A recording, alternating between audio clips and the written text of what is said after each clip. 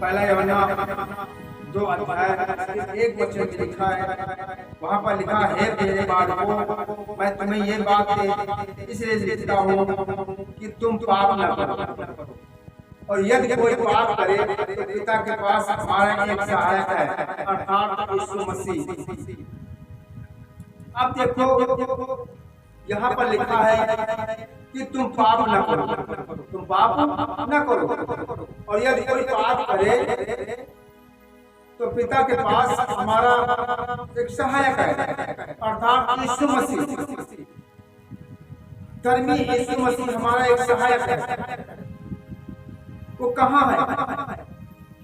वो पृथ्वी में नहीं है, वो स्वर्ग में है, पिता के पास है, और वो हमारा सहायक है।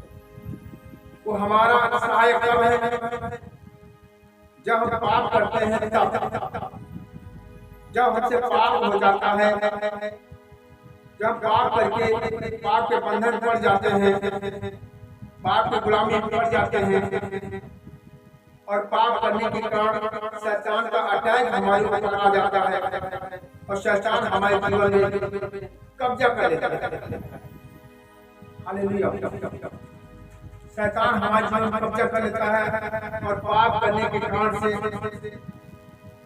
हम बीमारी में चले जाते हैं, कर्ज में चले जाते हैं, समस्या में चले जाते हैं। तो उस समय प्रभु यीशु मसीह हमारे किए गए पाप को क्षमा कर देता है, और पाप के बंधन से वो हमको छुड़ा लेता है, और शैतान से छुटकारा दिला देता है।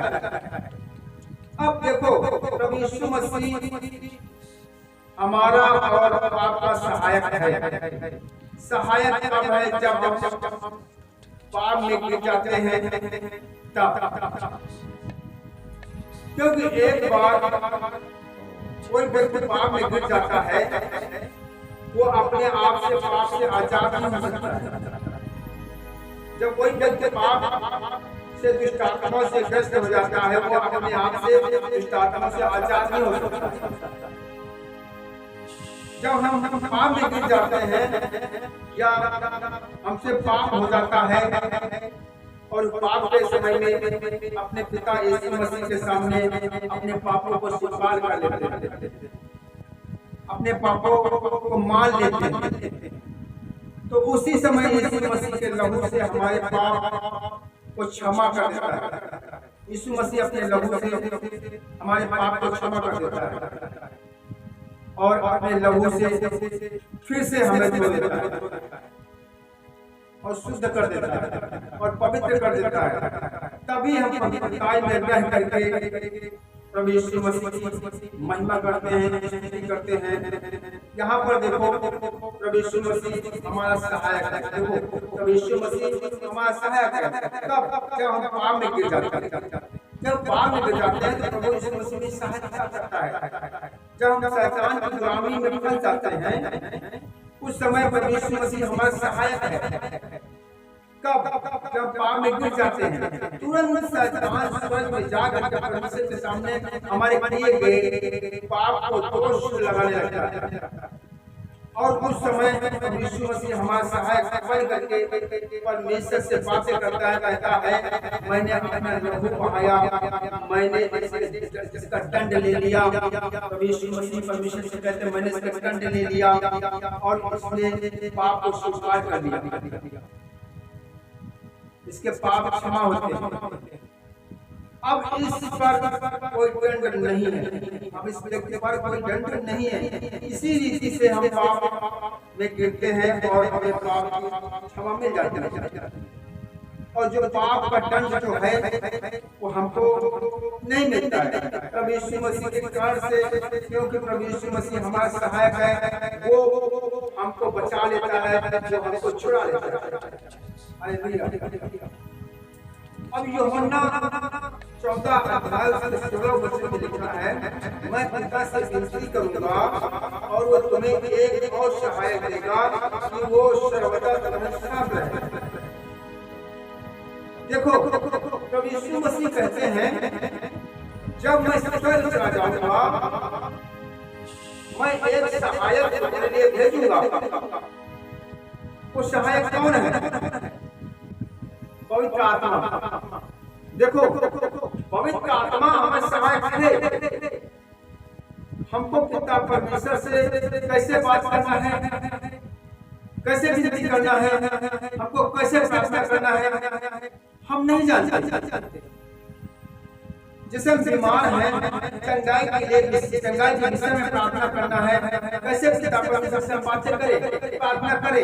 अगर हम किसी पाप में पड़ जाते हैं, उस समय उस पाप से छूट नहीं पा रहे हैं, उस पाप को छुटकारे के लिए हमको किस रीति से पिता परमेश्वर से प्रार्थना करना है, हम नहीं जानते। बहुत सारी समस्याएं हमारे जीवन में है, और आ जाती है। उसके विषय में हम परमेश्वर से कैसे बातें करें, हम नहीं जानते। बच्चे के विषय में प्रार्थना करना है, पत्नी के विषय में प्रार्थना करना है, कई बार परिचय के विषय में प्रार्थना करना होता है, परिवार के विषय में प्रार्थना करना पड़ता है। हमको कैसे प्रार्थना करनी चाहिए, किस रीति से प्रार्थना करना चाहिए, जिससे हमारी प्रार्थना सुन करके परमेश्वर हमारी प्रार्थना का उत्तर दे सके। हालेलुया। और उस उत्तर में चंगाई पाए, छुटकारा पाए, उद्धार पाए, आशीष पाए। अगर हमसे पाप हो गया, अगर हमसे पाप हो गया है और पाप की सजा दंड, आपको प्रार्थना करना, प्रभु ये पाप नहीं करना चाहता, लेकिन फिर भी ये पाप लगातार हमसे होते जा रहा है। प्रभु मैं इससे आजाद नहीं हो पा रहा हूँ। इस विषय में हमको परमेश्वर से किस रीति से शक्तिशाली प्रार्थना करना चाहिए या फिर विश्वास से प्रार्थना करना चाहिए। कई बार हम नहीं जानते, अगर हम प्रार्थना कर भी लेते हैं तो विश्वास में स्थिर नहीं हो पाता, विश्वास नहीं होता है। प्रार्थना करने के बाद भी संदेह और शंका लग जाता है, शंका करना लग जाता है, और यही कारण है हमें प्रार्थना का उत्तर नहीं मिलता है। ऐसी कमजोरी में, ऐसी स्थिति में पवित्र आत्मा हमारे लिए हमारा सहायक बन जाता है। पवित्र आत्मा हमारा सहायक बन करके पिता से बातें करता है, हमारे लिए बातें करता है, हमको छुटकारा देता है, चंगाई देता है। हालेलुया। अब हम पढ़ते हैं रोमियो 8:26 वचन पढ़ते हैं, 8:26 वचन पढ़ते हैं। यहाँ पर लिखा है इसी रीति से आत्मा हमारी दुर्बलता में सहायता करता है, क्योंकि हम नहीं जानते कि प्रार्थना किस रीति से करना चाहिए। देखो, बहुत बार हम नहीं जानते पिता परमेश्वर से प्रार्थना कैसे करना चाहिए, कैसे नहीं करना चाहिए, ये हम नहीं जानते। ये हमारी दुर्बलता है, हमारी कमजोरी है। पवित्र आत्मा हमारी सहायता करता है और हमारे लिए पवित्र आत्मा वो हमारे मुख से होकर पिता परमेश्वर से प्रार्थना करता है, प्रार्थना में हमारी सहायता करता है, मदद करता है। 27 वचन में लिखा है, और अपने मनों को जांचने वाला जानता है, कौन? परमेश्वर, कि आत्मा की मनसा क्या है, क्योंकि वह पवित्र लोगों के लिए परमेश्वर की इच्छा के अनुसार विनती करता है। यहाँ पर देखो वो क्या कह रहा है, वो चिंता क्या रहा है। अब देखो, जब प्रार्थना में जो कुछ मांग रहे हो, जो कुछ प्रार्थना मांग रहे हो, पिता की इच्छा के अनुसार है या नहीं। जब हम बुद्धि से प्रार्थना करते हैं, उस प्रार्थना का कोई रिजल्ट नहीं आता है, कोई आंसर नहीं आता, कोई उत्तर नहीं आता। बहुत बार प्रार्थना में निराश हो जाते हैं, क्योंकि लोगों को नहीं मालूम है जो हम प्रार्थना में जो कुछ हम मांग रहे हैं क्या वो पिता की इच्छा है। अगर आप पिता की इच्छा के अनुसार प्रार्थना में जो कुछ मांगोगे आपको मिलेगा। अगर आप पिता की इच्छा के विरुद्ध अगर परमेश्वर से मांग रहे हो, हमको नहीं मिलेगा, आपको नहीं मिलेगा।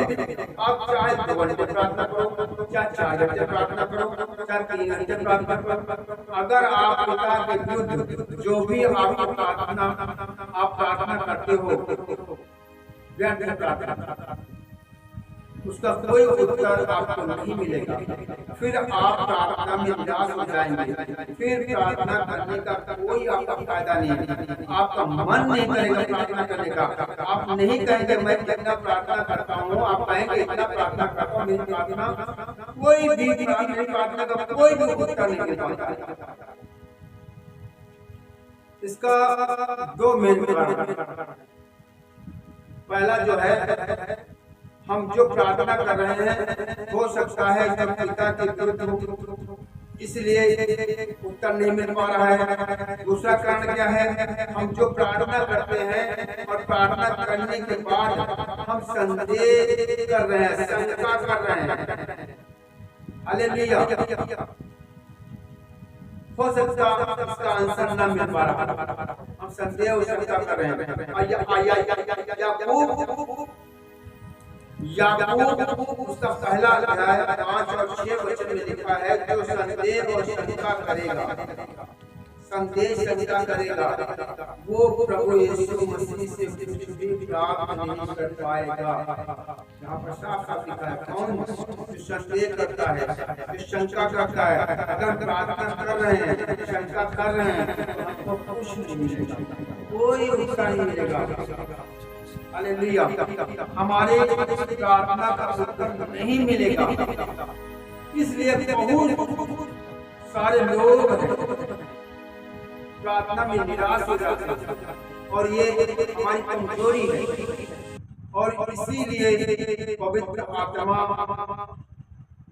हमको दिया गया, हमारे सहायक रूप में पवित्र आत्मा हमारे मुख से, हमारे पक्ष में सुरक्षा के लिए, हमारे छुटकारे के लिए, हमारी चंगाई के लिए, हमारी आशीषों के लिए, हमारे मुख से हमारे सुख और शांति के लिए पवित्र आत्मा हमारे मुख से होकर के पिता की इच्छा के अनुसार वो परमेश्वर से बातें करता है, हमारे लिए हमारी मदद करता है, हमारे पक्ष में होकर पिता परमेश्वर की इच्छा के अनुसार बातें करता है। जो पवित्र आत्मा हमारे मुख से प्रार्थना करता है, जो हमारे मुख से प्रार्थना करता है, वो सिद्ध प्रार्थना, और परमेश्वर पवित्र आत्मा की प्रार्थना को सुनता है। हालेलुया। पवित्र आत्मा एक सहायक बन करके हमारे लिए पिता से बातें करता है, पिता की इच्छा के अनुसार।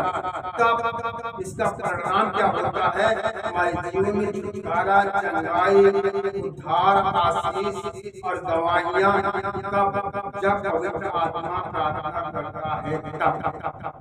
हालेलुया। हमारी कमजोरी क्या है? पहला, सारी समस्या में हम पिता परमेश्वर की इच्छा के अनुसार प्रार्थना नहीं करते। जितनी समस्या है, हाँ, अपने पिता परमेश्वर की इच्छा के अनुसार प्रार्थना नहीं करते, ये सबसे बड़ी कमजोरी। दूसरा, हम प्रार्थना करते हैं लेकिन हम संदेह और शंका करने लग जाते हैं, इसलिए प्रार्थना का कोई उत्तर नहीं मिलता है और नहीं मिलेगा। ये 2 बड़ी हमारी कमजोरियां हैं, और इसी कमजोरी में पवित्र आत्मा हमारी सहायता करता है, तो हमारे लिए प्रार्थना करता है। जब पवित्र आत्मा हमारे मुख से होकर के हमारे लिए प्रार्थना करता है, उस समय विश्वास काम नहीं करता है, विश्वास काम नहीं करता है। पवित्र आत्मा जब प्रार्थना करता है तो विश्वास की प्रार्थना होती है, विश्वास की प्रार्थना होती है, और पवित्र आत्मा विश्वास करता है हमारे लिए। पवित्र आत्मा जो है पिता की इच्छा के अनुसार प्रार्थना करता है। आत्मा में प्रार्थना करने का मतलब क्या होता है? पहला कोरिन्थी 14:2 पढ़ते हैं वहां पर, क्योंकि जो अन्य भाषा में बातें करता है वो मनुष्य से नहीं परमेश्वर से बातें करता है। इसलिए उसकी बातें कोई समझता नहीं है। भेद की बातें आत्मा में होकर बोलता है। 15 वर्षों में लिखा है। अतः क्या करना चाहिए? मैं आत्मा से प्रार्थना करूंगा और बुद्धि से भी प्रार्थना करूंगा। अब देखो यहाँ पौलुस बोलता है। पौलुस क्या बोलता है? आत्मा से भी प्रार्थना करूंगा और बुद्धि से भी प्रार्थना करूंगा। अब बुद्धि से प्रार्थना करने का मतलब होता है अपनी भाषा में प्रार्थना करना। पहले आत्मा से प्रार्थना करने का मतलब होता है अन्य भाषाएं बोलना। अन्य भाषा में प्रार्थना करना। जब हम अन्य भाषा बोलते हैं तब हम आत्मा हमारे मुख से होकर परमेश्वर से बातें करता है। वो हमारे पक्ष में पिता परमेश्वर से बातें करता है। जब हम अन्य भाषा बोलते हैं वो भाषा कोई नहीं समझता है, न बोलने वाला समझता है न सुनने वाला समझता है, क्योंकि अन्य भाषा जो है वो भेद की बातें हैं जो बोलने वाला नहीं समझता है और ना सुनने वाला समझता है।